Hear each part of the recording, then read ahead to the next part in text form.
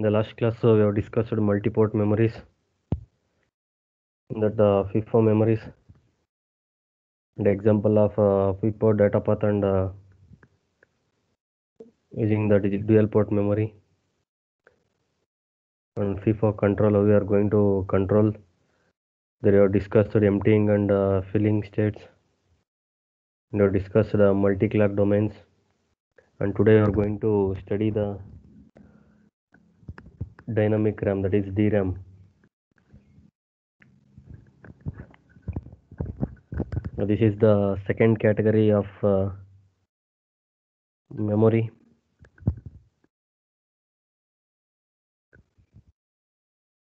As the name indicates, the dynamic, the data which is stored in this category of RAM needs to be restored or refreshed.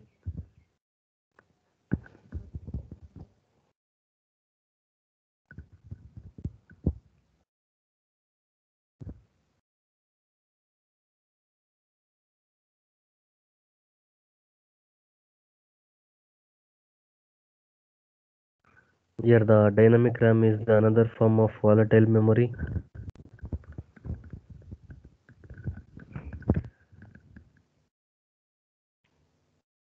That uses a single capacitor and a single transistor.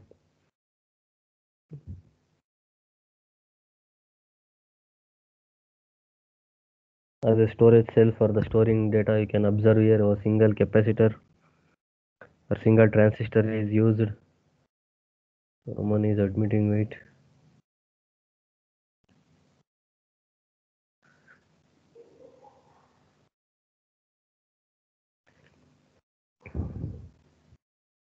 Here if the charge of the capacitor is 1, the cell is set to store the value 1. Here if the charge of the capacitor is 0, then the cell is set to store the 0 value.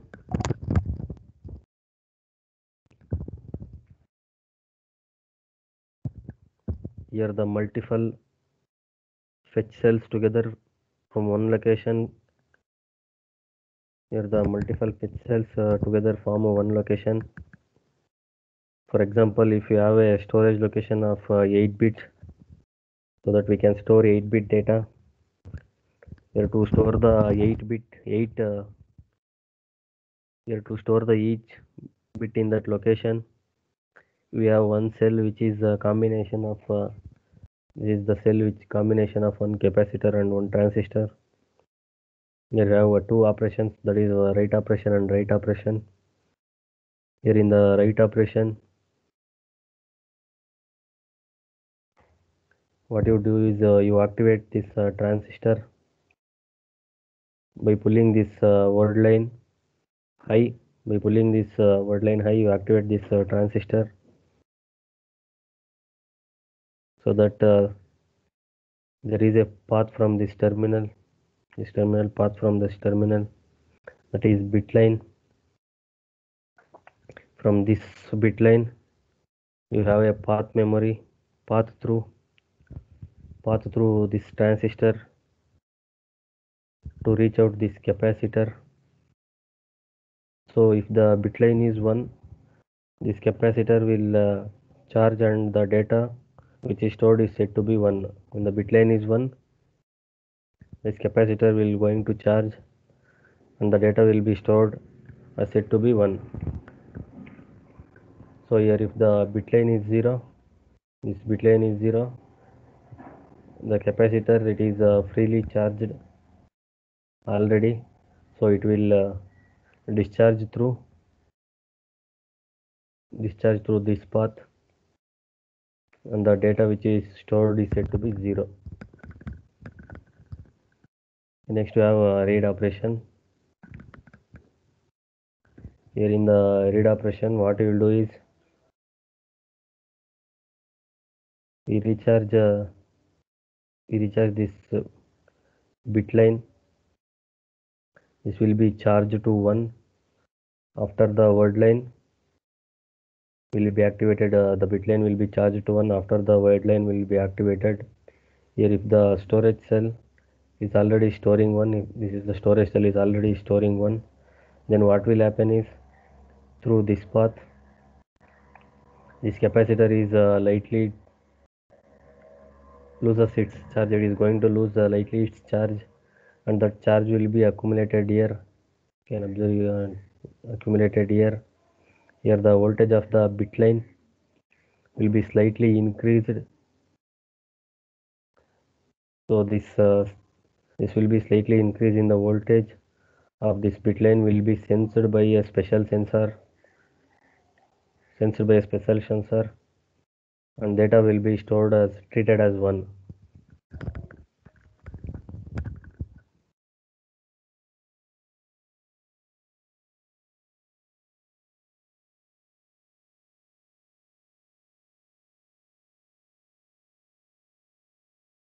Will be treated as 1. Suppose this capacitor is storing 0, it is going to store 0.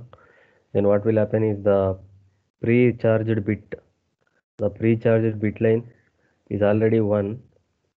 Then the charge from this bit line flows through the transistor, and this capacitor will be charged. Here when the capacitor is storing 0, what will happen is the bit line is already having the value 1. Here the charge from this capacitor, here the charge will flow through the bit line through this transistor, and this capacitor will going to be charged. So this charging operation will takes place as long as charged on both sides, that is the bit line and the capacitor are equal. So this is case what happen is the charge on the bit line will be reduced. The charge in the bit line will be reduced because the capacitor storing 0 means no charge. The charge from this bit line moves to the capacitor through the transistor. So therefore the bit line will lose its charge.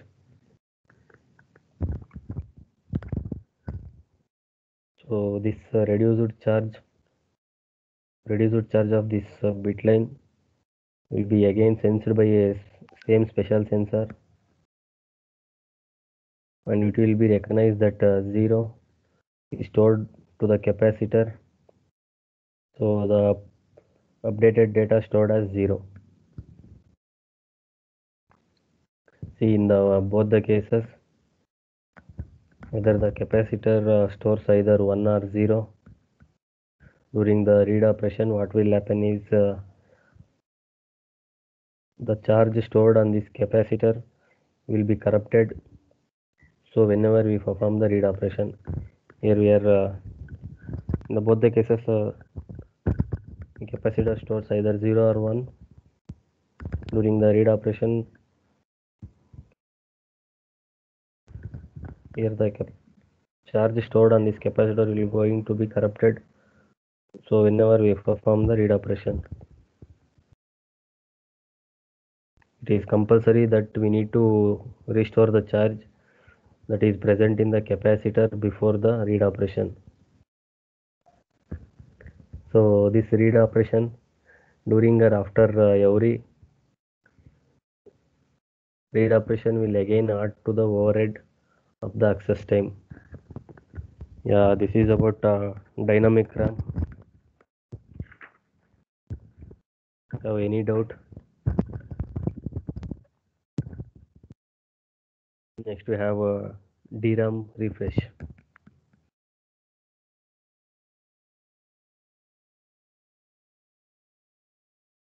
This is the difference from the restoring the DRAM capacitor after the read operation. So in the DRAM refresh, what we will do is, as we know the charge is stored in the capacitor, so the capacitor cannot store the charge permanently, so it will lose its charge over time. Therefore we need to refresh the capacitor with the charge stored. This process you are going to calling as refreshing. So the typical refresh time for each cell is 64 milliseconds. The typical refresh time for each cell is 64 milliseconds. Within this time, we have to perform the refreshing operation. If do not perform the refreshing operation, then it will completely lose the data. We have to complete the refreshing operation within this 64 milliseconds. If you are not performing the refreshing operation within this time, we are going to completely lose the data which is stored in this capacitor.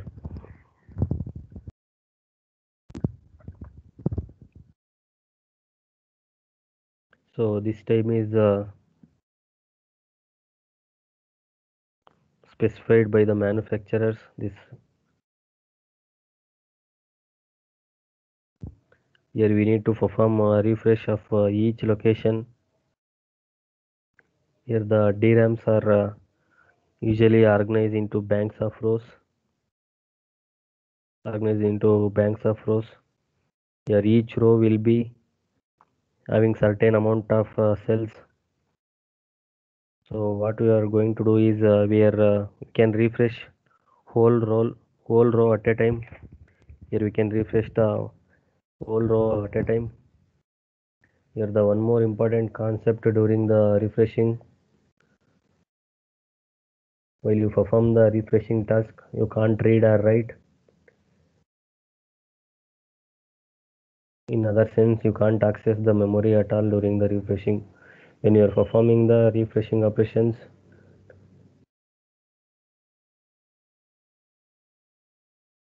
we can't read and write. So what we have to do is we have to interleave the refresh operations between the read and write operations. We have to interleave the read and write operations,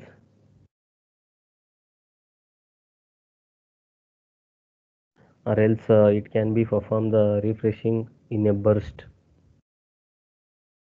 Here burst means refreshing of all the locations after every 64 milliseconds. Burst in the sense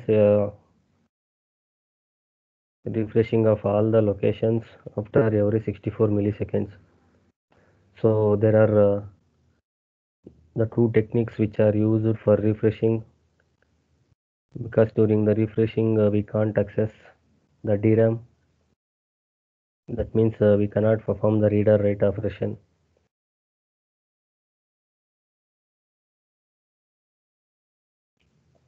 This is about DRAM refresh.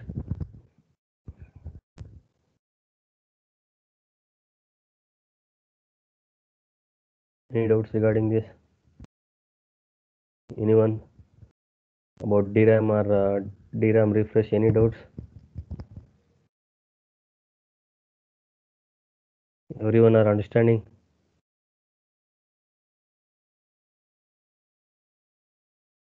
ಅರ್ಥ ಆಗ್ತಿದೆ ಎಲ್ಲರಿಗೂ?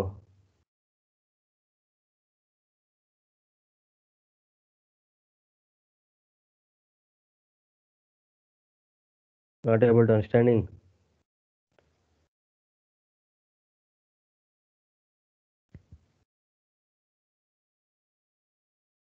Next concept is read-only memory, that is RAM.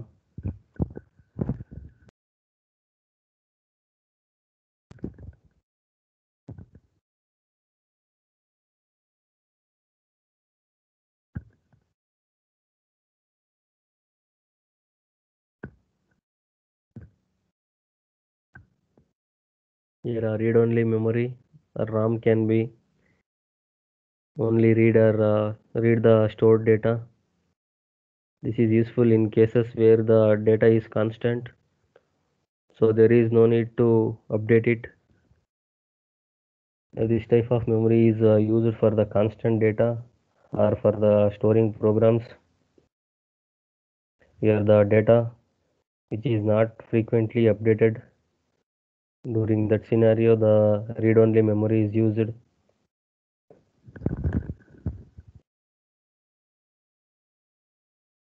Here the data is either incorporated into the circuit during its manufacture, or it's programmed into the RAM subsequently.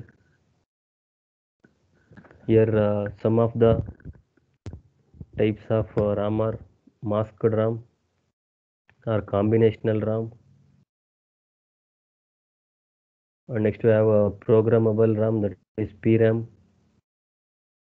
It is used for PRAM programmer. And next we have erasable PRAM, that is EPRAM.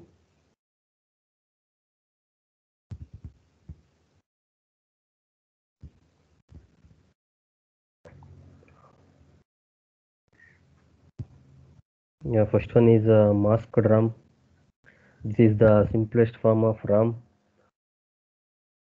where the RAM is like a combinational circuit. It will map it will map input to a particular output. Here the data is manufactured into the RAM in case of masked RAM.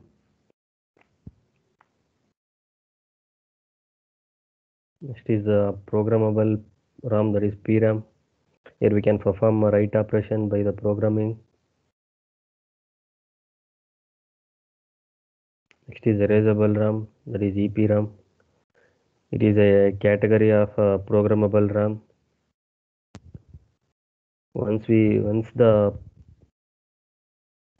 you program, you can erase that in the different ways. These are the subcategories of EPRAM. That is UV erasable RAM. That is electrically erasable. That is double EPRAM. And the last one is the flash RAM. Next, we are going to discuss the combinational RAM or masked RAM.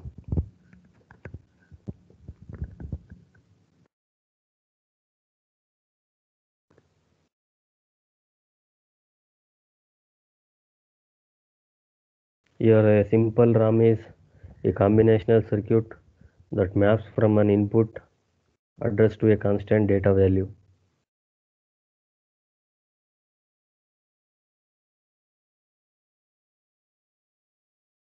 Here, the RAM contents could be specified in a tabular form with a row for each address and an entry showing the data values for that address. Here, the RAM circuit structures are generally much denser than arbitrary gate-based circuits, since each RAM cell needs to be at most one transistor. Here, each RAM cell needs at least one transistor in the arbitrary gate-based circuits.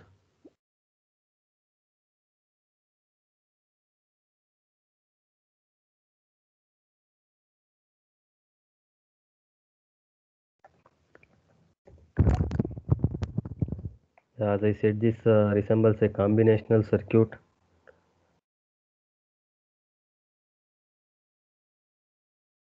So the input maps address into the data output.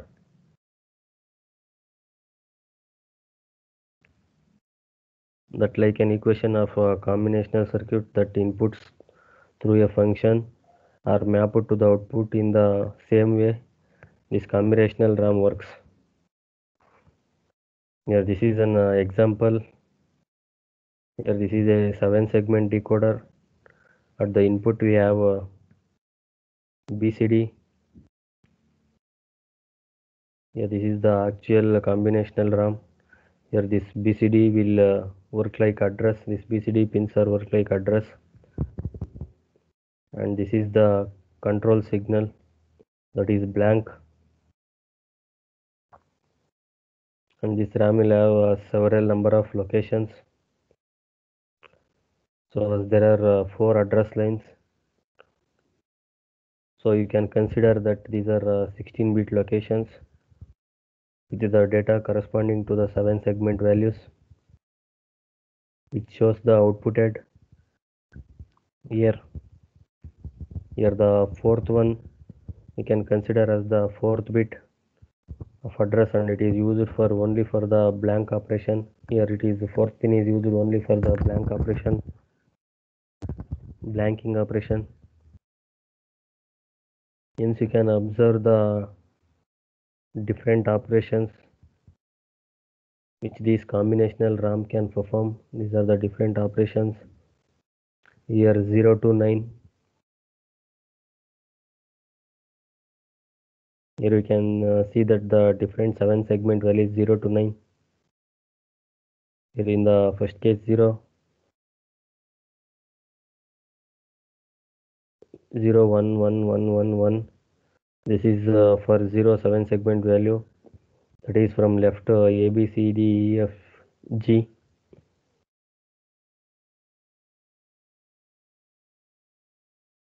G value.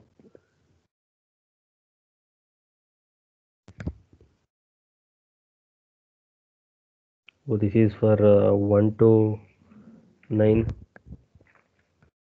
So from 10 to 31, from address 10 to 31, the locations of this RAM are having zeros. So they are having 0 value. So the location 10 to 15, the MSB bit, that is small g. This is from left. It is LSB means MSB means this is going to be small g. Here we can observe here which is 1 from the address 10 to 15. Here hyphen symbol will going to display. That is the only G segment will be high. This segment will be high in the 0, this blank condition. Here from 16 to 31, the 7 segment display will be blank. So this table use the idea of contents of various locations of this combinational RAM. So this combinational RAM has totally 32 locations. Out of 32 locations,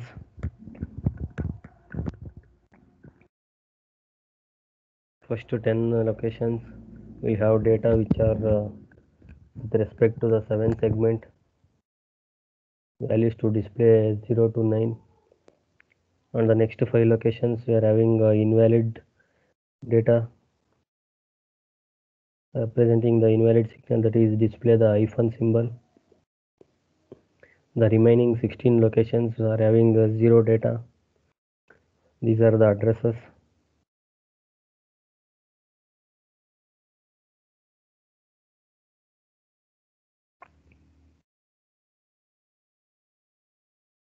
This column represents the addresses of various locations. Next you have an example program. Note down that program, everyone. Copy that program.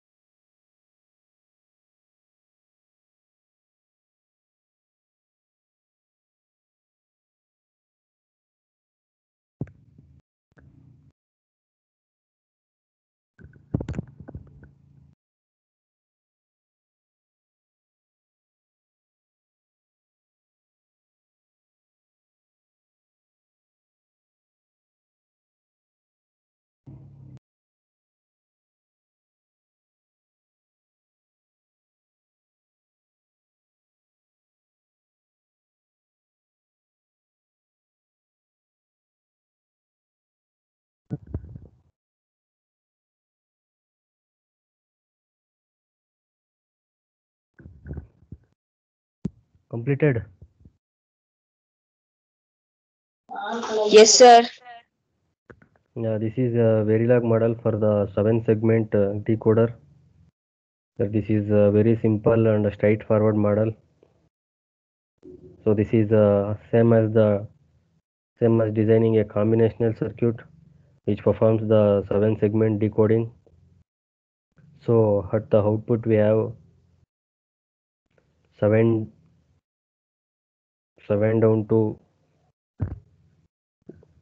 1, which is a 7 segment.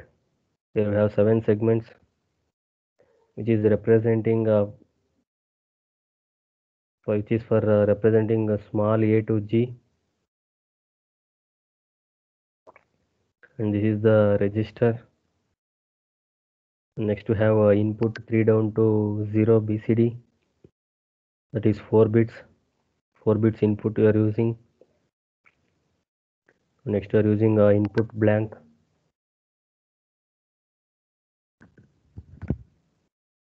Next we have always at star. This is a combinational circuit.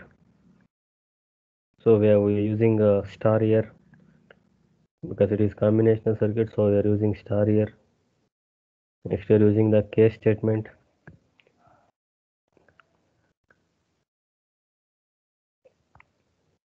So this is a concatenation blank BCD. Here the blank is a single bit input and the BCD is a 4-bit input. So the concatenation results of 5-bit. See here you can see this concatenation 5 bits. Initially it is 0. If it is all zeros, what we have to do is in the address. This is the address. In the address 0 we have this content. In the address 0 we have this content. So apply this content to the output of the RAM. So there are different addresses, and these are the different contents with respect to the each address. So we can see the address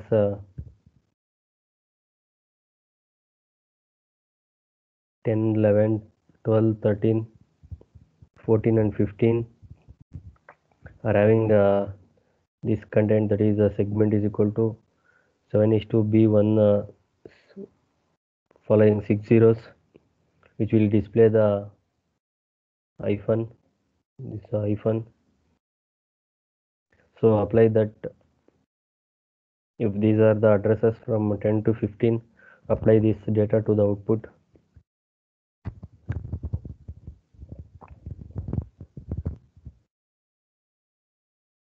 And the last one is the default signal, default case. Here the default will include the remaining address, that is address 16 to 31. So the location will have 7 zeros. The data will be appeared to the output.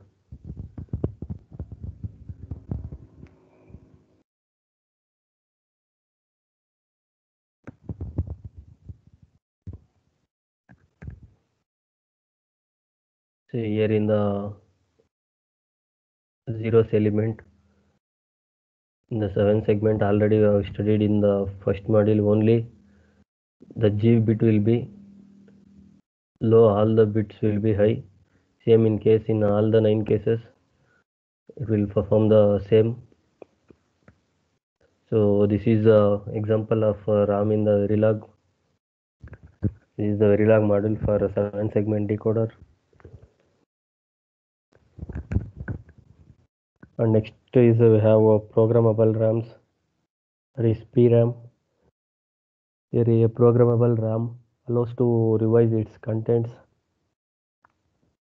It is going to allow to revise its contents It is manufactured as a separately packaged chip with no content stored in these memory cells.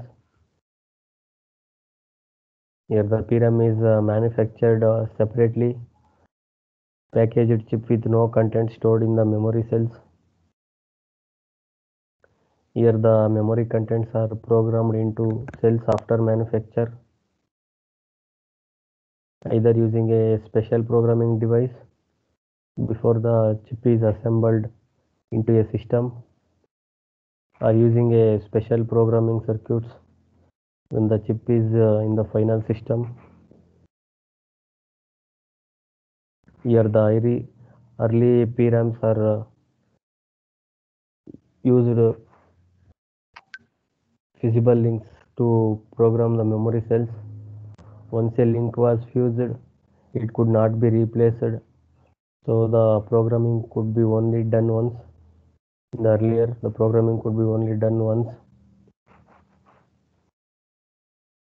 They were replaced PRAMs that could be erased either with ultraviolet light, so-called EPROMs, or electrically using a higher than normal power supply voltage, so-called electrically erasable PRAMs or double EPROMs.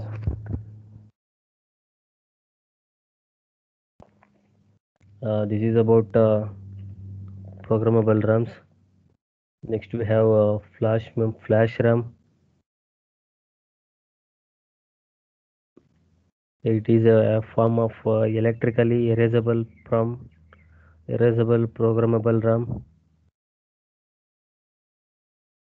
Here it is organized so that the blocks of storage can be erased at once, followed by programming of individual memory locations.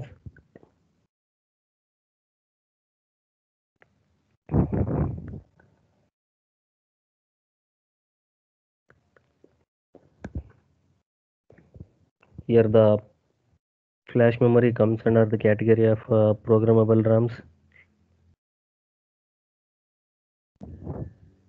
Here programmable RAMs you can program by various techniques. Here the programming is actually performing the write operation. Here in the flash RAM, as it is the name, it is not a category of RAM. It is a RAM, but this category is used for storing random access data also. Therefore, the name flash RAM. So this is a non-volatile, and if it is relatively fast compared to the remaining types of programmable RAMs.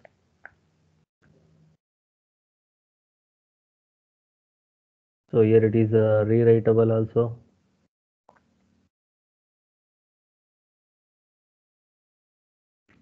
Here the storage in the flash RAM is partitioned into pages or blocks.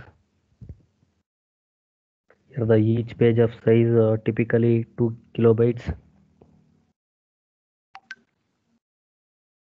Here what we can perform is we can erase a whole block at a time. Then we can perform a read or write operation.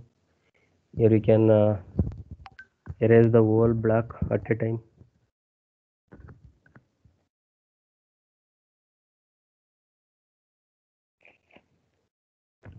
Here once a location is written,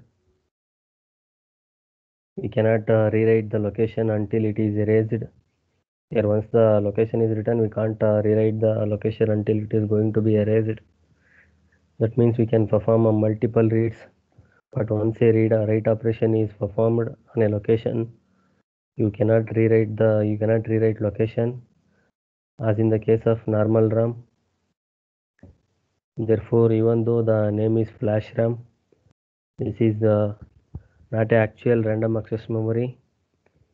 Here in the random access memory, there is a facility of rewriting the locations, but here we cannot rewrite the location.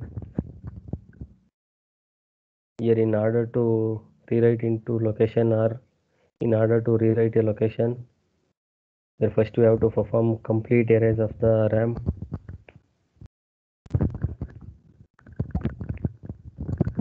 So we are having two types of flash RAM, that is NAR flash and NAND flash.